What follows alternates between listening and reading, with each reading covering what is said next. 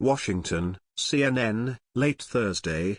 The Washington Post reported that President Donald Trump is seeking to understand his pardon power, a development that seems directly linked to the ongoing special counsel investigation into Russian meddling in the 2016 election and possible collusion between the Trump campaign and the foreign power. The Post raises the possibility of Trump pardoning top advisors, family members and even himself. Friday morning, John Dowd from Trump's legal team called the Post story about Trump considering pardons nonsense. But it is still a good question. Can he do that? To answer that question, I reached out to Brian C. Kalt. Kalt is a professor of law at Michigan State University and the author of a 2012 book entitled Constitutional Cliffhangers, A Legal Guide for Presidents and Their Enemies. Our conversation, conducted via email and lightly edited for flow, is below. Saliza. Let's start with the Constitution. What does it say, specifically, about presidential pardoning power? The only other limits are things that are implicit in the definition of a pardon. So, for instance, a pardon can only reach things you already did.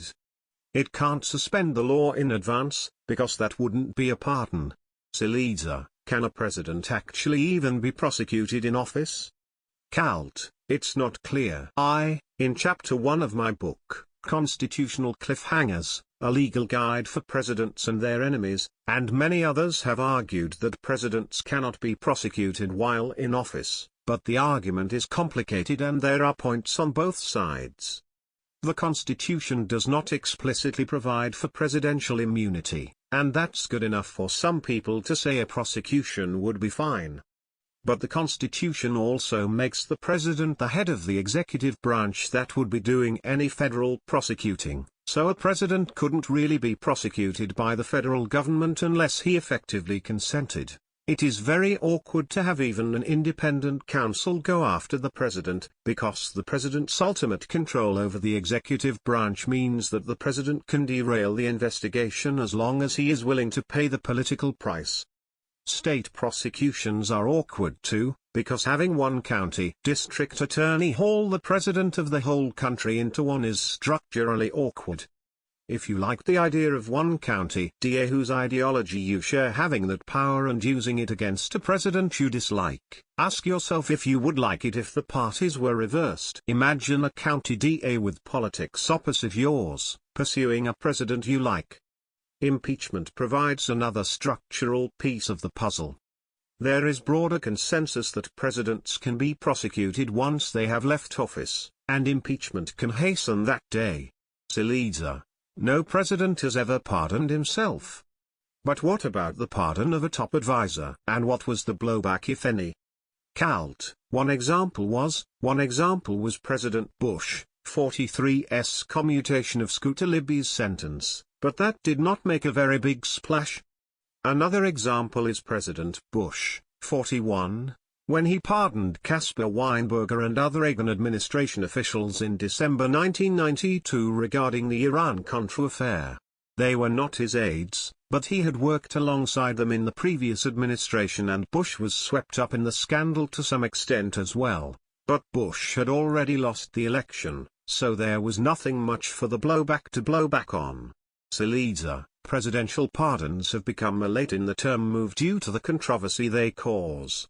Has that always been the case, historically speaking?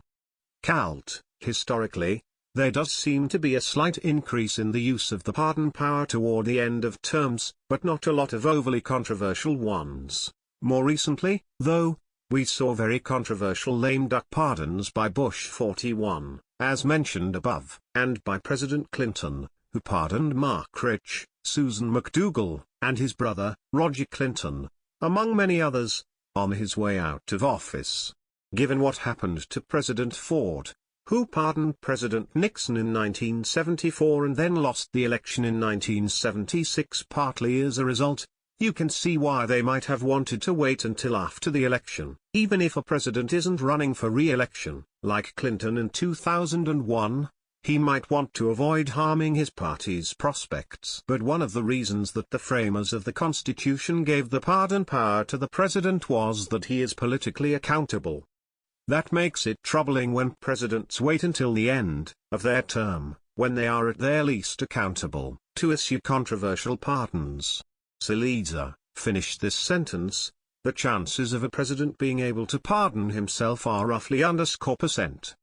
Now, explain. Calt, ha. I have been studying self-pardons and writing about them for over 20 years now, including in Chapter 2 of my book, and I have thoroughly convinced myself that any court faced with the issue should rule against self-pardon's validity. But should and would are two different things, and it is so hard to predict just what the Supreme Court would do that I can't say with any precision. I'll just say that I think it's less than 50%, but not close to 0%.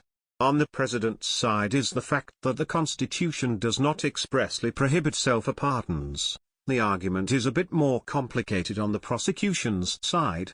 That's how it would get to court.